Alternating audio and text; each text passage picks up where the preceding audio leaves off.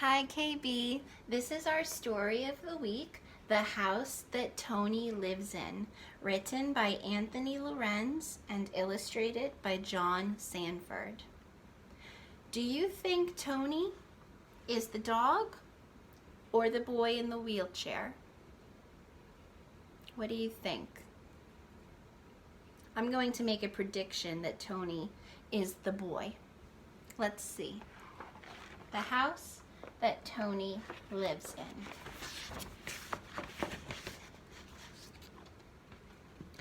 This is the architect who drew the plans for the house that Tony lives in.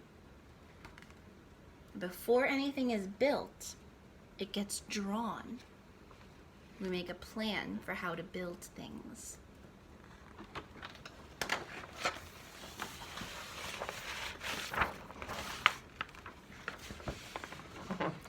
These are the drivers who delivered the supplies to build the house that Tony lives in.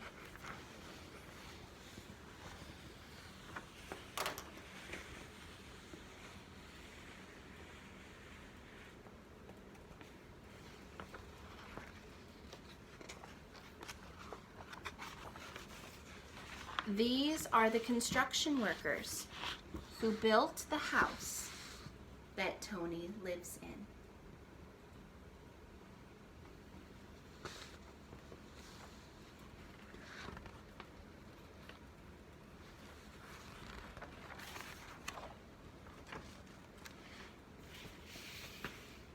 These are the electricians who installed the wires in the house that Tony lives in. And what do we need electricity for?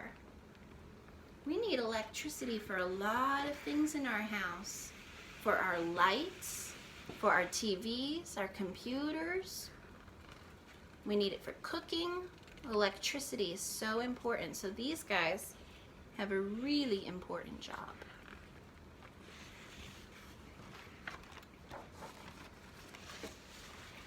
These are the plumbers who connected the pipes that bring the water to the house that Tony lives in.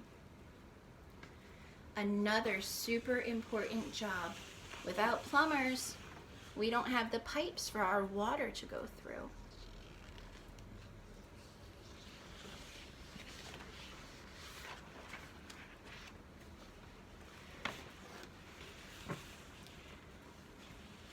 These are the painters who painted the walls in the bedroom of the house that Tony lives in. Check out that bedroom. That looks really cool.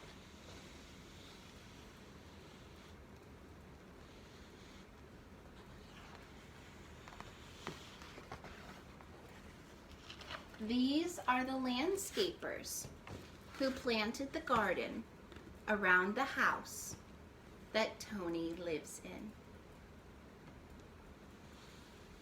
Do you have a garden outside your house? I know some of you love to plant.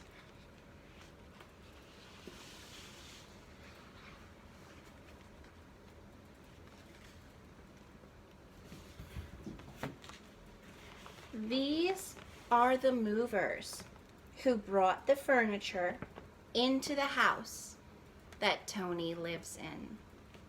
You see the side of the box says fragile. Fragile means it can break easily. If you ever see something that says fragile, you have to be really careful with it.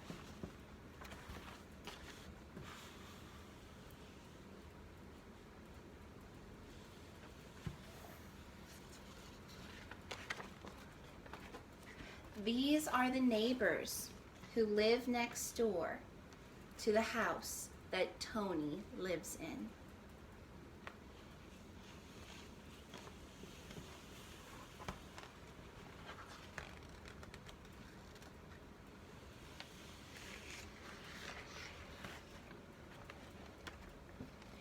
This is Tony's family who lives in the house that Tony lives in.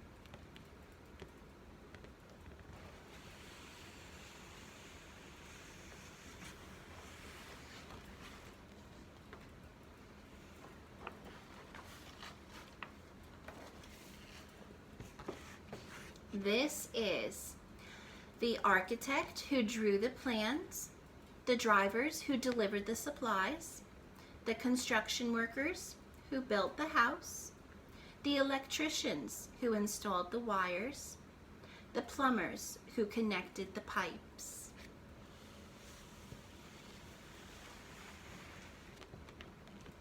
The painters who painted the walls, the landscapers who planted the gardens, the movers who brought the furniture, the neighbors who live next door, the family who loves Tony, and the house that he lives in.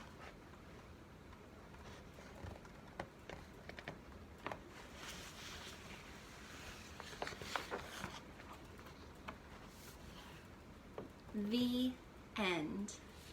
I hope you enjoyed that story, The House That Tony Lives In. I know I did. And thank you so much for joining me. I'll see you guys next time. Bye-bye.